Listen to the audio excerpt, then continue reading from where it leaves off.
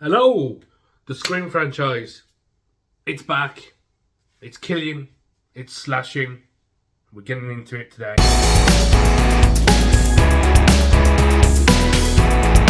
So yes, Scream 6 has just come out, which of course means you do get a new ranking. Now I believe I have ranked the films on my channel before, but I've got a completely new ranking, and I think it is probably slightly different. In some cases, I may be more forgiving for films. In other cases, I may not like as many. There are some minor spoilers, or some spoilers throughout this video.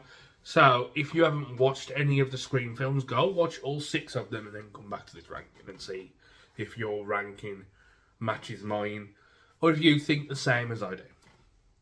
But yeah, we're going to get right into that today. So, we started off at the bottom of the list, the 6th film that, the number 6 spot. And for me, and for I think majority of Scream fans, the weakest of the film is Scream 3. Now, if your weakest film is Scream 3 in a franchise like that, you're not doing too bad of a franchise, to be honest with you. You know, you look at Halloween and you look at Friday the 13th, you look at Freddy versus Jason. No, you look at like Nightmare on Elm Street. You look at those franchises and there are a couple of bad ones in there. A couple of bad nuts. Whereas in this one, it's just a bad nut of a batch. And it's not so bad, it doesn't ruin the whole batch, So, yeah, and that is, of course, Scream 3. Back when this came out, I really loved it. And as I've grown up and rewatched the franchise, I've realised that, yeah, it is the one that's the hardest to watch. However, I still really enjoy it. There is still, the whole half-brother thing that doesn't really work for me. It's a bit too, it's a bit too soaps, The secret brother you never knew you had. Oh no. And now he's killing people. Oh shit. That's the aspect that I can't stand. It might not be the aspect that you can't stand, but that's the aspect I can't stand. Also, certain characters just played off really goofy. Like Parker Posey's character. She's played off as a stupid bint who's playing Gail Weathers. Doesn't work. But yeah, that's the reason why Scream 3 for me isn't the best in the franchise. And it's still better than what we get in some other franchises. So that's why Scream 3 is right at the bottom.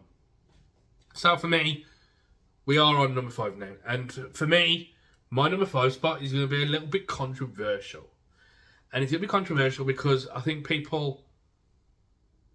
are a lot of people out there that love this film, and there are a lot of people out there that hate this film. I am one of the ones that, and I say hate is a strong word to use in a franchise like this because it's none of them I hated.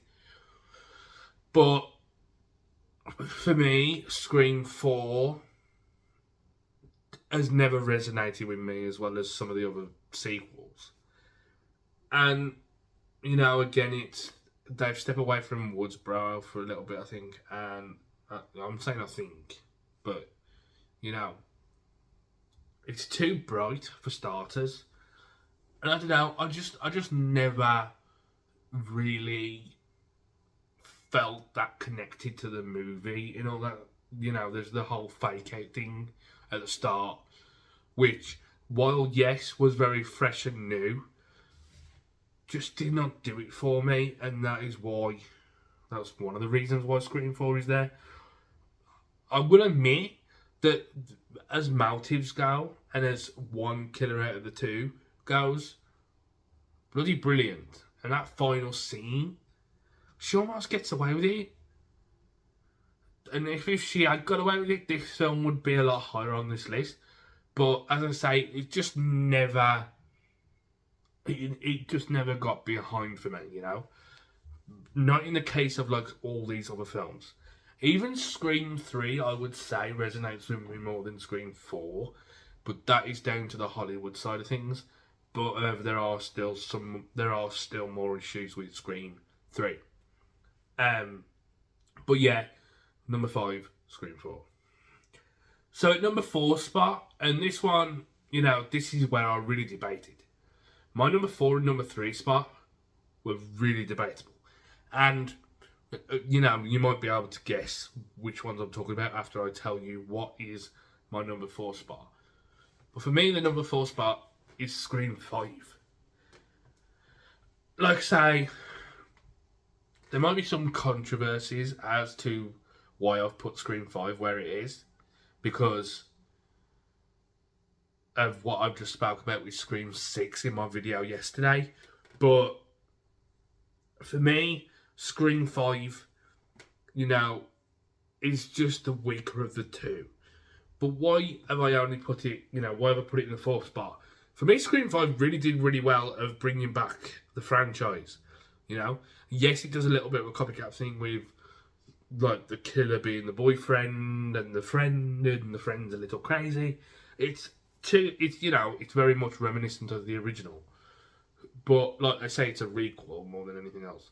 But, for me, like I say, the characters they've built up for the franchise and the characters that are taking over the franchise, I do feel like they've done really well there. But for me, when I look at the two films,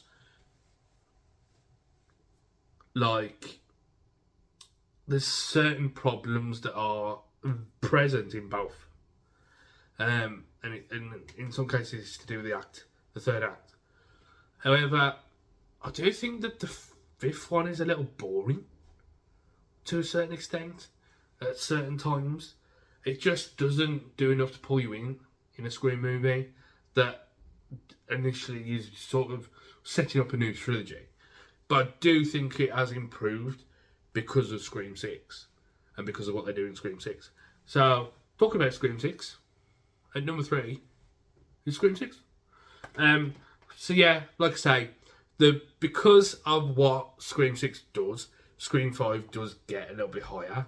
I was going to put Scream 4 in the 4th spot and so on. So I was going to swap Scream 5 and Scream 4. But for me, what Scream 6 does improve Scream 5 just a little bit. Just enough to tap over to the number 4 spot. But for me, the reason why I've put Scream 6 in 3 is the fact that they do so well with a new area like New York City. They utilise New York City really well. New York City feels like a character in this film. For me, that does it enough. The 3 killers that we've got in there are a bit iffy. But for me, I enjoy the film enough. And, maybe down the line, when we get to Scream 7 and I've rewatched the films, I might actually be putting it somewhere else. This could just be recent bias, the recent bias, because I've recently watched Scream 6. That's why it's higher on the list. But for me, again, this is just my opinion. You don't have to agree with me, but this is just where I want the films to be, and this is what I think about the films. So yeah, number 3, Scream 6. So number 2 and number 1, and believe me, this might surprise you, but I actually considered swapping these around quite a few times because I love both these films. The first 2 films, which are left, the first 2 films, the top of the films, are number 1 and number 2 at this point. If you've been following along with the video, number 1 and number 2 are number 2 and the number 1 spots. And I really debated putting which one's which, because for me, a lot of my memories of horror films and things like that, I remember watching Scream 2 first. I don't think I watched Scream 1 first. I think I watched Scream 2 first. And for me, that's a nostalgia ride of any other. That was my first experience with Scream. But that's based on memory alone. You know, of course I have watched the films recently and realised to put Scream 2 at number 1 would be an absolute travesty. And that's why Scream 2 is at number 2. Simply because of why, we'll get into why Scream 1 beat Scream 2. But for me, Scream 2 is at the number 2 spot because of the nostalgia of me watching the film when I was younger. It being the first experience to Scream. Just the pure horror of it and the enjoyment of it. The fact that they upped the ante, you know, so now we're getting into territory of me coming away from being a kid and watching it for the first time to me now. And, you know, just the fact that they upped the ante in every way possible. The first scene, you know, while I still believe that the Drew Barrymore scene is the best scene in the whole movie, they do so well with this scene in the opening with the cinema and everything like that, and it just, from that moment on, I knew that this film was going to be great. They kill off Randy, a great character. They brought him back in the third film in a weird videotape thing. I didn't like that. That's another thing I didn't like for Scream 3. But, you know, there's just so much they do. The Billy Loomis angle with Mrs. Loomis is really well done and really smart. Whereas in comparison to Scream 6, where they've done a similar thing with the revenge thing, it hasn't worked as well as it did back then with Scream 2.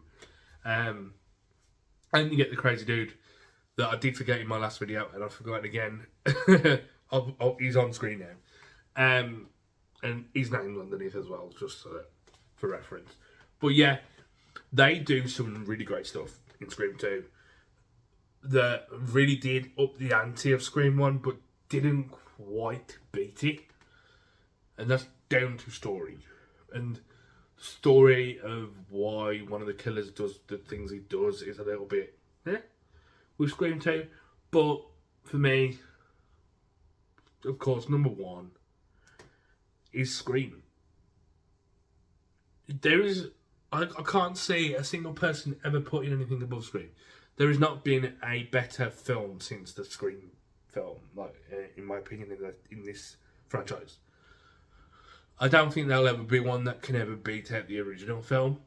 I think that with Scream 6, they could have done so much more with Scream 6 that would have made it the best sequel. But unfortunately, that ladder does just come away, similar to a Scream 6 scene.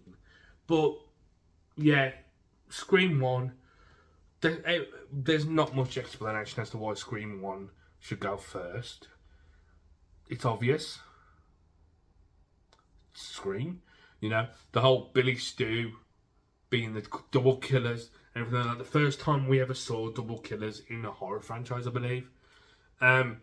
Don't quote me on that. I could be wrong there, but it's the first experience where I've seen the duo killers angle in horror franchises. You know, because normally you get the Freddy, the Jason, the Michael, you know, the Chucky, the icons, right? In this instance, the icon is Ghostface.